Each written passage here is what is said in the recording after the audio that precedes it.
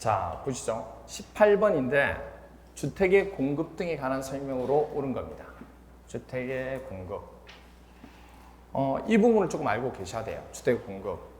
공급에 대해서 원칙 부분은 한 세대 또는 한 명이 하나 이상의 주택을 소유한 경우 됐나요? 주택이 원칙은 한 세대 또는 한 명이 하나 이상의 주택을 소유한 경우 뭐죠? 당연히 1주택. 그렇죠? 그렇게. 그리고 같은 세대가 아닌 2명 이상이 1주택을 뭐한 경우? 공유한 경우입니다. 그렇죠? 그럴 경우에는 똑같이 1주택. 그러니까 1주택이 원칙이다 그 얘기예요. 그렇죠? 그렇게 되고 그다음 또 하나가 뭐냐? 예외적으로 이 경우입니다.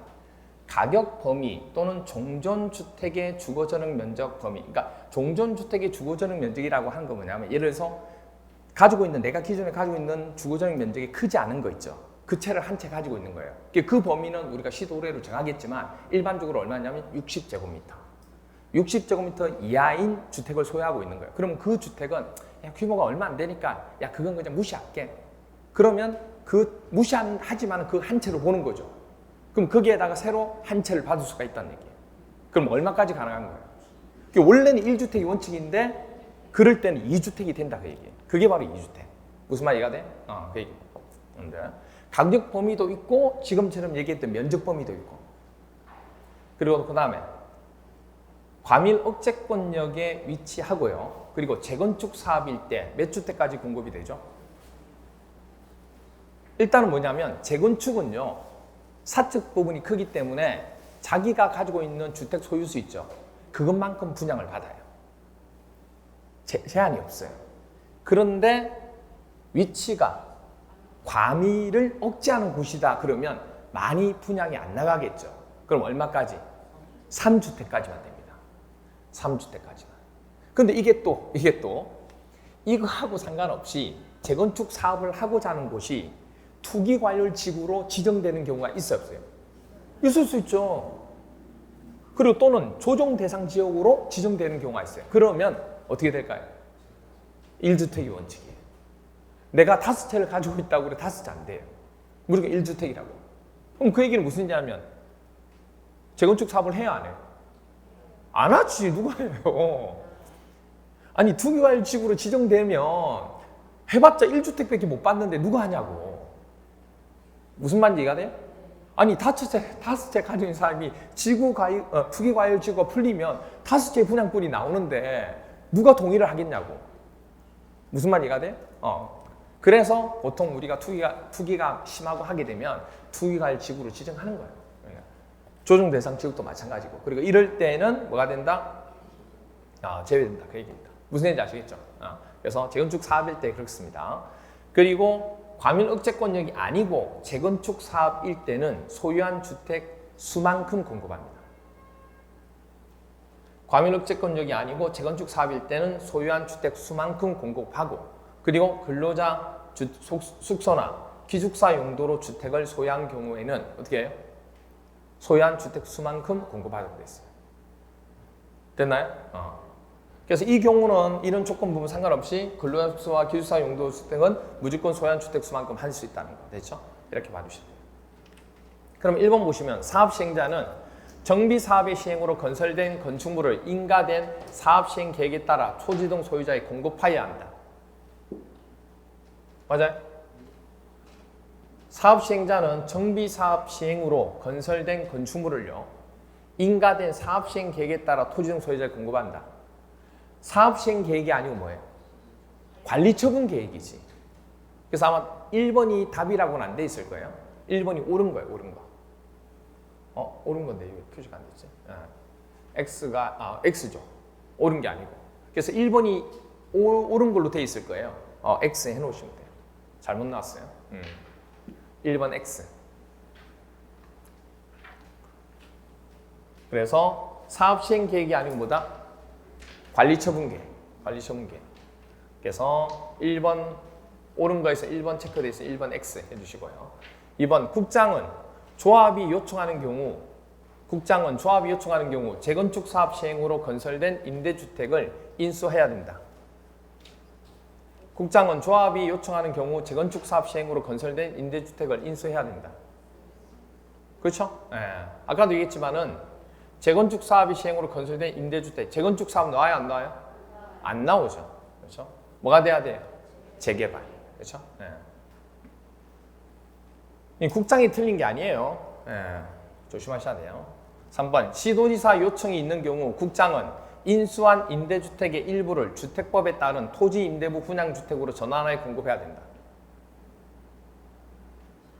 맞나요? 누가 요청한 거예요? 세입자. 시도지사가 요청하는 게 아니고 세입자나 또는 누구? 토지 소유자가. 그때 요청이 있는 경우에는 국장은 인수한 임대주택의 일부를 주택법에 따른 토지임대부 분양주택으로 전환하여 공급한다는 거. 됐죠? 이렇게 됩니다. 그 다음에 4번 사업시행자는 정비사업의 시행으로 임대주택을 건설하는 경우 사업시행자는 정비사업의 시행으로 임대주택을 건설하는 경우 공급 대상자에게 주택을 공급하고 남은 주택에 대해서 공급 대상자 외의 자에게 공급할 수 있다. 맞죠? 네.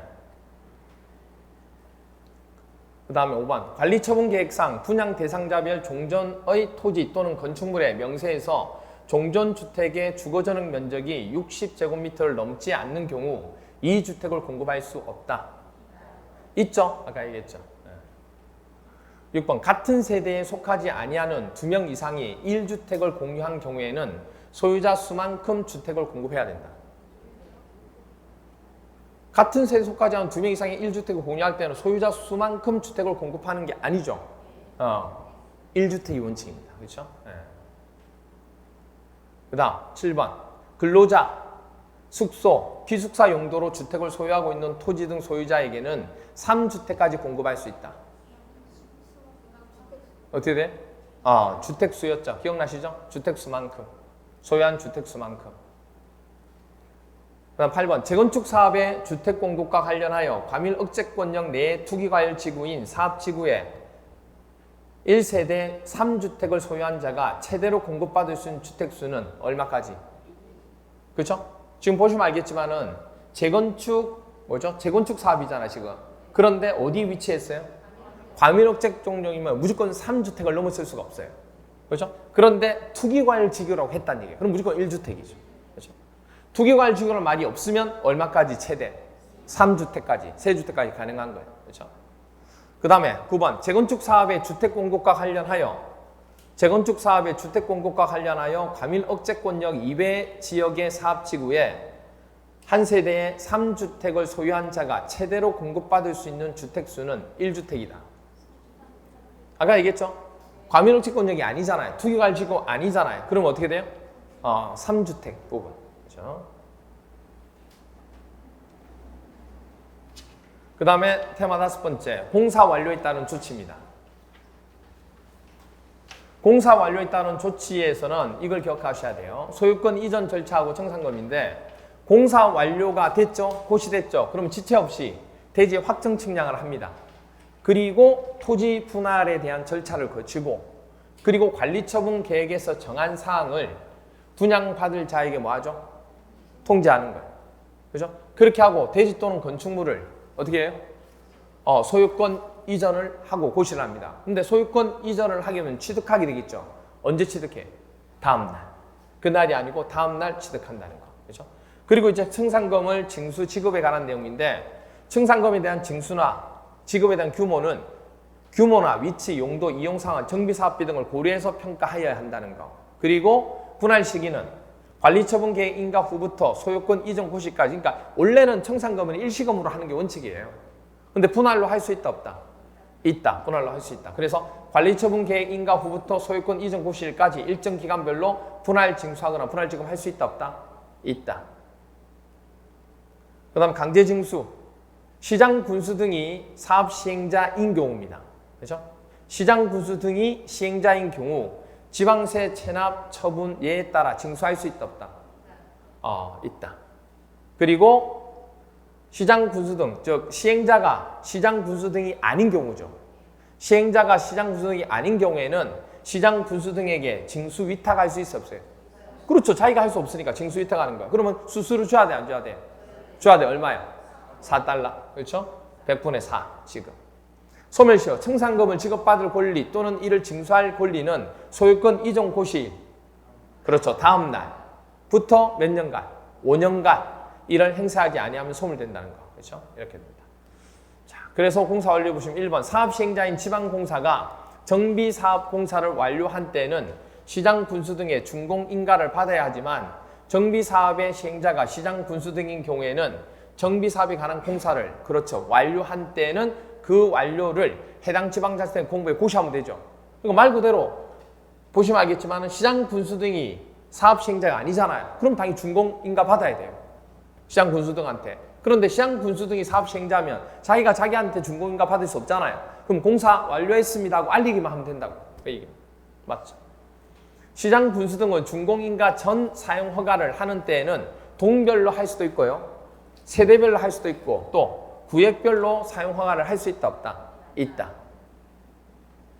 3번 관리처분 계획을 수립하는 경우 정비구역의 지정은 소유권 이전 고시가 있은 날에 해제된 것으로 봐요? 다음 날. 이전 고시가 있은 다음 날에 해제되는 것으로 봅니다. 그날이 아니고. 그 다음에 준공 인가에 따른 정비구역의 해제가 있으면 조합은 해제된 거 본다? 아니죠. 조합은 정비구역의 해제에 상관이 없습니다. 정비구역 해제 존치 여부에 관계없이 뭐죠? 존속 여부에 관계가 없다고. 해제된 거 아니에요. 정비구역이 해제됐으니까 조합도 해제된다. 그거 아니라고. 상관없다. 존속 여부 관계없다는 거. 그 다음 5번 관리처분 계획에 따라 소유권을 뭐 하는 경우 그렇죠. 소유권을 이전하는 경우 건축물을 분양받을 자는 소유권 이전에 관한 내용을 공보에 고시한 날에 그 건축물 소유권 취득은 그날 다음 날이죠. 다음 날. 고시한 날이 아니고 고시한 다음 날에. 그렇죠? 고시한 다음 날에 취득한다는 거. 6번 정비사업에 의해서 건축물을 분양받을 자에게 소유권을 이전한 경우 종전의 건축물에 설정된 저당권 등 등기된 권리는 소유권을 이전받을 건축물에 설정되지 않고 소멸된 것으로 본다. 맞아요? 정비사업에 의해서 건축물을 분양받을 자에게 소유권을 이전했잖아요. 이전한 경우 종전 건축물에 설정되어 있는 저당권이 이것도 없어져요? 그럴 수는 없죠. 이는 저당권 등의 등기된 권리는 소유권을 이전받아도 건축물에 설정되어 있게 되고 소멸되지 않습니다. 7번 시장 군수 등은 준공인가 이전에는 입주 예정자에게 완공된 건축물을 사용할 것을 사업시행자에 허가할 수 없다. 있어요 없어요? 있죠. 그렇죠? 시장 군수 등은 준공인가 이전에 입주 예정자의 완공된 건축물을 사용할 것을 사업시행자에 허가할 수 있습니다. 20번 정비사업의 청산금에 관한 건데 1번 청산금을 납부할 자가 이를 납부하지 아니한 경우에는 시장 군수 등이 아닌 사업시행자는 시장 군수 등에게 청산금의 징수를 뭐하죠? 위탁할 수 있죠. 그리고 이 경우 사업시행자는 징수한 금액의 100분의 1에 해당하는 금액을 당해 시장 군수 등에게 뭐한다? 지급해야 된다. 100분의 1이 아니고 100분의 4죠. 100분의 4. 100분의 4. 이번 청산금을 지급받을 권리는 소유권 이전 고시일로부터 고시일이 아니고 고시일 다음 날부터 몇 년간 5년간 이를 행사하지 아니하면 소멸된다는 것. 3번 사업시행자는 청산금을 일시금으로 지급하여야 하고 이를 분할하여 지급하여서는 된다 안 된다? 된다. 그렇죠? 일시금으로 하지 않고 분할해서 할 수도 있어요. 그 다음에 4번 정비사업의 시행지역 안에 있는 건축물의 저당권을 설정한 권리자는 그 건축물의 소유자가 지급받을 청산금에 대하여 청산금을 지급하기 전에 압류 절차를 거쳐서 저당권을 행사할 수 있다 없다? 있다.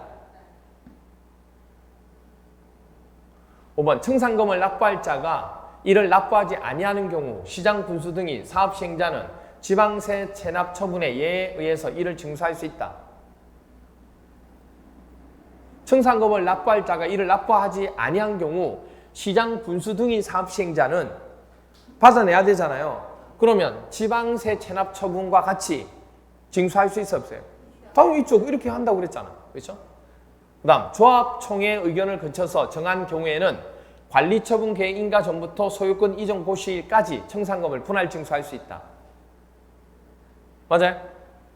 조심하셔야 돼요. 조합총회 의견을 거쳐 정했잖아요. 그러면 관리처분 계획 인가 전이 아니고 관리처분 계획 인가 후부터 소유권 이전 고시일까지 청산금을 분할 징수할 수 있는 겁니다.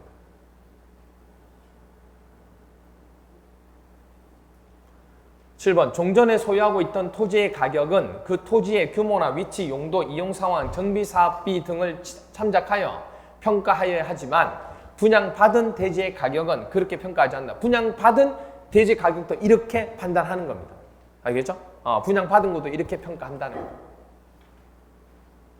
됐죠? 그 다음에 이제 건축법입니다. 우리 5주차 건축법. 총칙, 오늘 이제 총칙 부분인데 총칙 다 안 하고 용어 정리 부분까지만 설명을 좀 드릴 겁니다.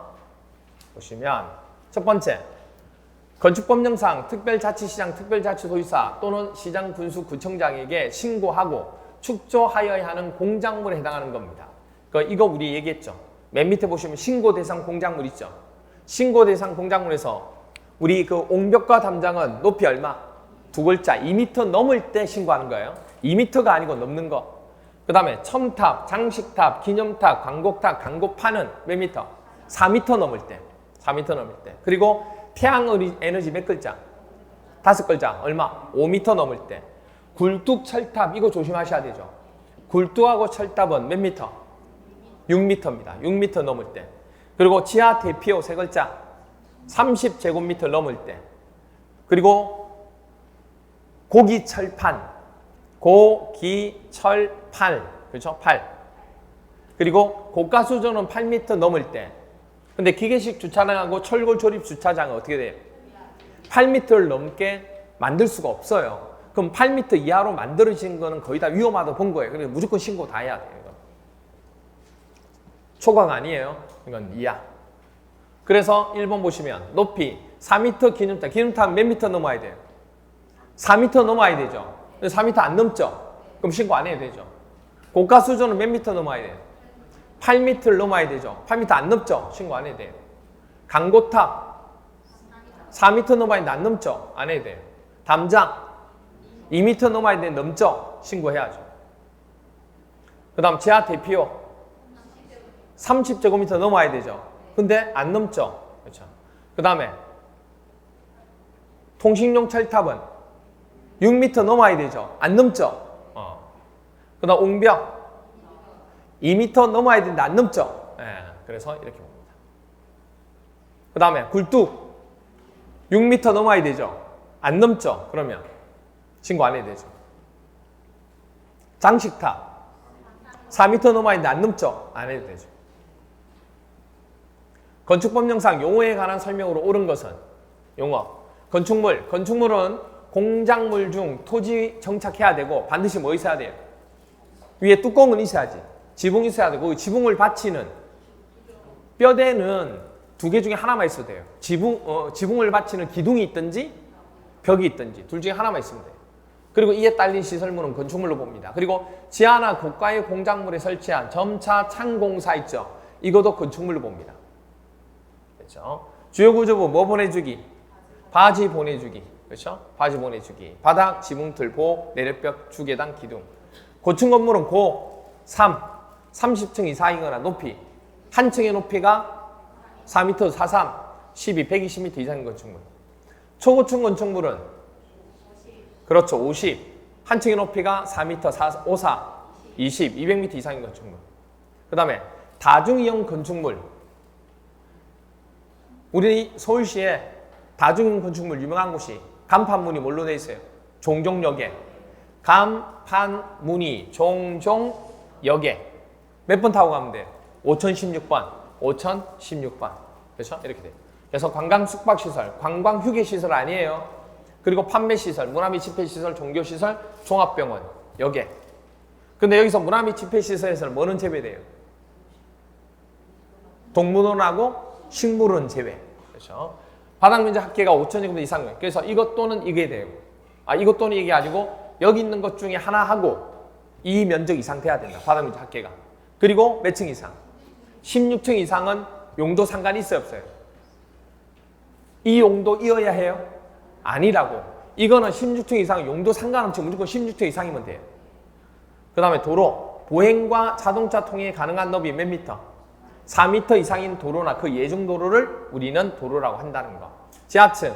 건축물의 바닥이 지표면 아래에 있는 층으로서 바닥에서 지표면까지 높이가 무슨 높이? 평균 높이가 해당되는 층고의 얼마? 반. 2분의 1 이상. 지하층은 층수에 포함하지 않습니다. 그리고 연면적 산정할 때 지하층 면적 포함해서 다시 연면적 산정할 때 지하층 면적 포함해야 안 해요? 포함하죠? 하죠? 포함하죠. 각 층 바닥 면적 합계니까. 그런데 용적률 산정할 때 연면적에서는 위에 있는 지하층 위에서 올라가는 것만 해야 되니까 지하층 면적은 제외. 이것만 조심하시면 돼요. 주요 구조부에 해당하는 것은 하고 물어봤습니다. 사익기둥 아니죠? 자금부 아니죠? 차양 아니죠? 지붕틀 맞죠? 옥외계단 아니죠? 주계단 맞죠? 최하층 바닥 아니죠?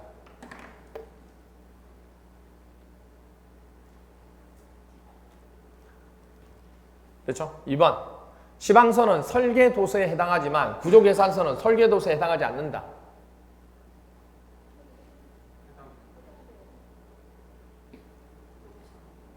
도구시죠, 도구시. 그렇죠? 도구시. 설계도서에는 구조계산서와 시방서 다 포함됩니다. 다 포함돼요. 3번. 막다른 도로가 있습니다. 그 막다른 도로의 구조와 너비는 막다른 도로가 도로에 해당하는지 여부를 판단하는 기준이 돼야 안 돼요? 됩니다. 이게 된다는 거. 4번. 고층 건축물이란 층수가 20층 이상이고 높이가 80m 이상인 건축물을 말합니다. 고3이죠. 그럼 30층 이상 돼야 되는데 안 되죠? 그리고 높이는 얼마 돼야 돼요? 120이죠. 근데 120 안 되죠. 둘 다 안 되잖아요. 그러면 고층 건물이 아니죠. 그렇죠? 그 다음 지하층은 건축물 바닥이 지표면 아래에 있는 층으로서 바닥에서 지표면까지 무슨 높이가? 평균 높이가 해당되는 높이의 얼마? 2분의 1이죠. 2분의 1. 2분의 1. 지하의 공작물에 설치하는 점포는 건축물에 해당하지 않는다. 해당하죠. 해당하죠.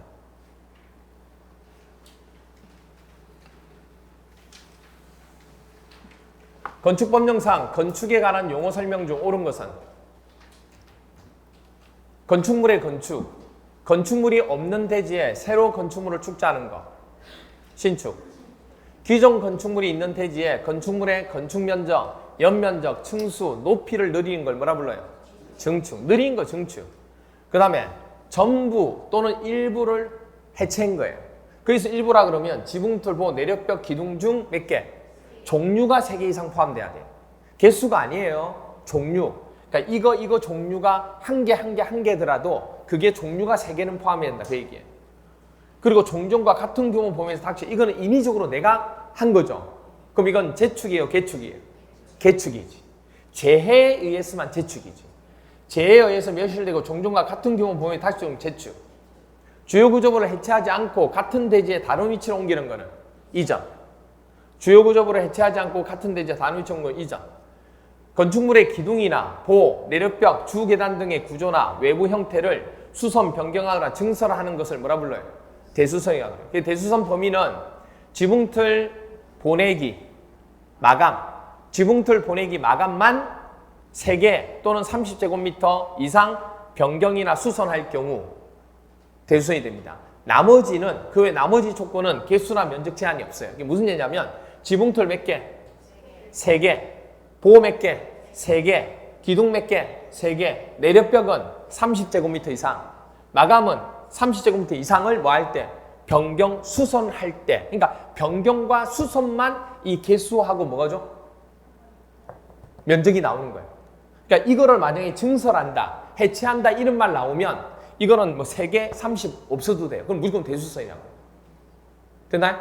그런데 이게 변경, 수선 나오면서 지붕틀 보내기 마감만 개수가 나온다고. 그러니까 만약에 지붕틀 보내기 마감 말고 방화구획. 방화구획은 변경하든 수선하든 해체하든 증설하든 면적 개수 상관없이 조금만 하더라도 무조건 대수선. 공동주택에 다세대 부분에 경계벽 있죠? 그것도 마찬가지예요. 그것도 뭐 면적 상관없이 개수 상관없이 무조건 대수선. 뭐 계단, 피난 계단 뭐 그런 건 다 마찬가지예요. 그렇게. 그래서 보니 1번 건축물은 그 주요 구조부를 해체하여 같은 대지의 다른 위치로 옮기는 것을 뭐라 불러요? 이전 맞나요? 주요 구조부를 해체하지 않고 주요 구조부를 해체하지 않고 대지를 다른 위치로 옮기는 게 이전이죠. 2번 기존 건축물이 있는 대지에서 건축물의 높이를 증가시키는 걸 뭐라 불러요? 증축. 기존 건축물이 있는 대지에서 건축물의 층수를 증가시키는 거는 층수를 증가했잖아요. 증가하면 증축. 건축물이 재해로 멸실될 경우 그 대지에 종종 규모 이하에 다시 축조하는 것을 얘기한 겁니다. 이건 재해 때문이니까 뭐가 돼요? 재축. 기둥 4개를 해체하고 다시 그러니까 해체하는 경우는 뭐가 돼요? 네. 개수 부분이 없어요. 아까 수선하고 변경만 개수 제한이 있어서 뭐가 돼요? 대수선이 되는 거예요. 그러니까 이건 말 그대로 뭐냐면 해체하는 경우나 이런 것들은 개수가 뭐 3개 이상 아니라면 상관이 없어요. 없는데 중요한 건 뭐냐면 이걸 다시 축조해서 건축물의 높이가 늘어났어요. 그럼 이건 대수선으로 볼 수가 없어요. 늘어나면 어떻게 돼요? 그렇죠. 늘어나지 않는 범위에서 해야 대수선이 돼요. 늘어나면 증축으로 봐야 돼요. 증축. 5번, 6번. 건축물의 기능 향상을 위해서 기존 건축물이 있는 대지에 건축물의 연면적과 건축 면적 및 층수를 늘리는 걸 뭐라 불러요? 증축이죠, 증축. 느린 건 증축이야. 느린 건 증축. 그 다음에 지붕틀 3개를 증설하여 연면적을 넓히는 것은 대수선이다. 지붕틀 3개를 증설. 원래는 지붕틀 3개를 증설하는데 증설 나오면 대수선 맞아요. 개수 상관없이. 그런데 늘어났잖아. 늘어나면 뭐가 돼요? 증축. 늘어나면 무조건 증축. 8번. 개축이란 기존 건물의 전부 또는 일부인데 일부는 내력벽, 기둥포, 지붕틀 중 하나 이상이 아니고 몇 개? 셋 이상. 셋 이상을 포함하는 경우입니다. 이걸 해체하고 그 대지에 종전과 같은 규모의 범위에서 건축물을 다시 축조하는 것을 뭐라 불러요? 개축이라 하는 겁니다. 그러니까 일부, 여기서 이게 틀린 거예요. 일부가. 하나가 아니고 셋 이상. 됐죠? 그 다음에 4번. 증축이나 개축, 재축에 해당하지 아니하는 것으로 대수성행위로 볼 수 있는 것은 1번. 내력벽을 수선한다고 그랬죠. 수선하게 될 때는, 수선일 때는, 수선이나 변경은 30. 30 미만 안 돼요. 30 이상 되어야지만 대수선이 돼요. 그렇죠? 1번 틀렸고. 2번. 창문틀을 해체하는 경우는 대수선하고 전혀 상관이 없어요. 창문틀 해체하는 건 상관없어요. 3번. 기둥을 2개 이상 수선 또는 변경한다. 기둥을 수선 변경하려면 몇 개 이상? 3개 이상 돼야 대수선입니다. 4번. 건축물의 방화구획을 위한 바닥 또는 벽을 수선하는 행위. 방화구획을 수선하는 행위. 맞죠? 대수선 맞죠? 네. 그 다음. 내력벽을 증설 또는 해체하거나 그 벽면을 20제곱미터 수선 또는 그러니까 보세요. 내력벽을 수선 변경 아니죠. 수선 변경일 때는 30제곱미터 이상 돼야 돼요. 그런데 증설하고 해체는 면적이나 개수 제한이 없어요. 그럼 여기까지는 대수선이 맞아요. 그런데 그 내력벽의 벽 면적을 수선 변경을 했다고 그러면 얼마 이상? 30제곱미터 이상 되어야지만 대수선이 됩니다. 그래서 뒷부분 때문에 틀린 거예요. 5번은.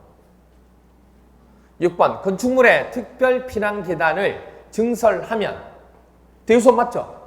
맞아요. 이런 식으로 특별 피난 계단은 증설하든 변경하든 수선하든 해체하든 상관없어요. 다 대수선이에요. 면적 상관없이. 하지만 수선할 때도 대수선이지 수선하는 것은 대수선이 아니다. 틀린 거죠. 수선도 뭐죠? 다 대수선. 다 대수선. 되죠? 지붕틀 보내기 마감만 수선 변경일 때 면적 개수 이렇게만 기억합니다. 다세대 주택의 세대 간 주요 구조부인 경계벽을 수선하는 행위도 뭐가 돼요? 대유선이죠. 이거 대유선. 이거 대유선. 대유선으로 볼 수 없는 것은 이거하고 이거. 5번 마지막 문제입니다. 건축법령상 다중이용 건축물에 해당하는 것은 자 이거는 여러분들 이걸로 보셔야 돼요. 일단 이렇게 해놓고 이걸로 보셔야 돼요. 이거 문제 볼 때는 제일 먼저 뭐부터 보는지부터 설명할게요. 다중이용 건축물을 보려면 뭐부터 먼저 보셔야 돼요? 뭐 16층 이상은 용도 제한이 없으니까 16층 이상이 무조건 다중이용 건축물이에요. 여기 16층 아니죠? 여기 16층 아니죠? 여기 뭐예요? 16층이죠?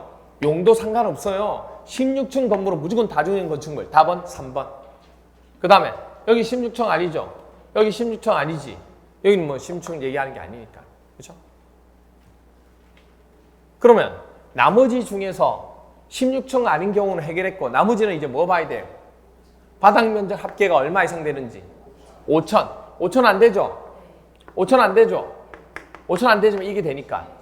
그다음 5천 되네요. 5천 돼. 5천 되면은 되죠. 5천 되면 돼요. 층수가 안 되더라도. 근데 5천 되면 되는데 뭐 확인해야 돼요? 용도에 해당하는지. 용도에 해당해야 5천이 되는 거예요. 어떤 용도? 간판문은 종종여객. 간판문 종종여객이 없죠? 그러면 4번 아니죠. 5천 넘지만 해당 용도에 다중이용 건축물에 해당되는 용도가 아니죠. 그럼 이것도 아니죠. 그 다음 5번. 문화 및 집회시설로 사용하는 바닥면적 합계가 5,000제곱미터인데 5천 되네요. 그럼 문화 및 집회시설 맞네요. 그런데 뒤에 누가 나왔어요? 동물원과 식물원은 다중이용 건축물로 보지 않는다. 그래서 틀린 거예요. 6번. 다중이용 건축물에 해당하는 용도는 관광 휴게시설 아니라고요. 뭐예요?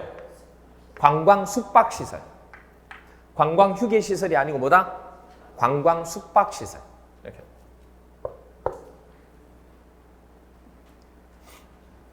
나머지 판매시설, 운수시설, 중여객용 시설, 종교시설, 종합병원 맞죠? 종종여객. 됐죠? 오케이. 그래서 오늘은 여기까지 설명하고 나머지 부분은 월요일날에는 이제 건축법을 거의 다 전부 다 끝낼 겁니다. 월요일날 건축법 끝내고 그러면 6주차에서는 건축법 끝내고 그러면 남은 게 뭐죠? 주택법, 농지법 남았죠. 그럼 주택법하고 농지법은 그 다음 주에 끝내면 중방이죠. 됐나요? 그렇게 됩니다. 자, 그래서 오늘은 그래 해야 어느 정도 끝나기 때문에 조금 오늘 보강도 조금 했어요. 왜냐하면 조금씩 일찍 끝나기 때문에 물론 늦게까지 하긴 하는데 10시까지밖에 수업을 못 하잖아요. 그래서 어쩔 수 없이 저녁반 수업은 그렇게 했는데 하여튼 오늘 여기까지 하고 월요일은 3시부터인가 아시죠? 월요일은 3시부터입니다. 왜냐면 노는 날이잖아. 노는 날. 임시공휴일. 임시공휴일 맞나요? 대체공휴일. 대체공휴일. 그렇죠? 오늘 여기까지 하도록 하겠습니다. 수고했습니다. 네.